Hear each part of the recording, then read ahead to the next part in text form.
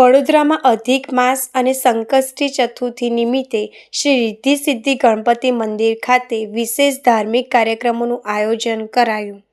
વડોદરા શહેર રાવપુરા વિસ્તારમાં આવેલ ભાવકાળીની ગલીમાં આવેલ શ્રી રિદ્ધિ સિદ્ધિ વિનાયક ગણપતિ મંદિર ખાતે આજે સંકષ્ટી ચતુર્થી નિમિત્તે ભક્તોનો માનવ મહેરામણ જોવા મળ્યો હતો।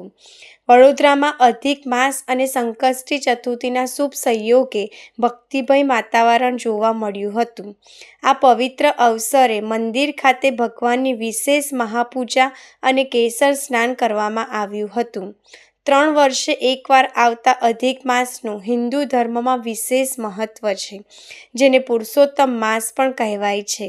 આ માસ દરમિયાન કરેલા દાન, પુણ્ય અને પિતૃ તર્પણથી વિષ્ણુજીની કૃપા પ્રાપ્ત થાય છે અને દરેક મનોકામના પૂર્ણ થાય છે તેવી માન્યતા છે। ભક્તોએ મોટી સંખ્યામાં એકત્ર થઈ પ્રવચનનો લાભ લીધો હતો અને ગણેશજીનું તથા વિષ્ણુ ભગવાનના આશીર્વાદ પ્રાપ્ત કરીને ધન્યતા અનુભવી હતી। આજે તારીખ 3/6/2026 બુધવારે સંકટ ચોથ છે। આ અધિક મહિનાની ચોથ આવે છે। અધિક મહિનામાં અધિક મહિનો 3 વર્ષે એકવાર આવે છે। આ માસમાં પુરુષોત્તમ માસ, મલ માસ કહેવામાં આવે છે। આ માસમાં આપણે આ ચતુર્થી નિમિત્તે કેસર સ્નાન કરાયું, મહાપૂજા કરી અને રાતના 9:52 આપણે મહાઆરતીનું આયોજન છે।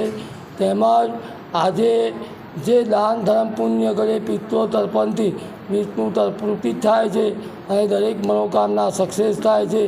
અને આપણે આ યોગેશ કાકામાં મંદિરના ટ્રસ્ટી હતા, એમને આપણે આ શાંતિ પ્રદાન કર્યું અને કાલે મુહૂર્ત ધારી મૌન વ્રત ધારણ કરીને અંતિમ ગીતનું આપણે પ્રવચન બી આપ્યું હતું અને દરેક ભક્તો આ વિષ્ણુ ભગવાનને વિષ્ણુ લોકમાં સદગતિ પ્રાપ્ત થાય એવી આ દરેક ગણેશ ભક્તોની પ્રાર્થનાની વિનંતી છે।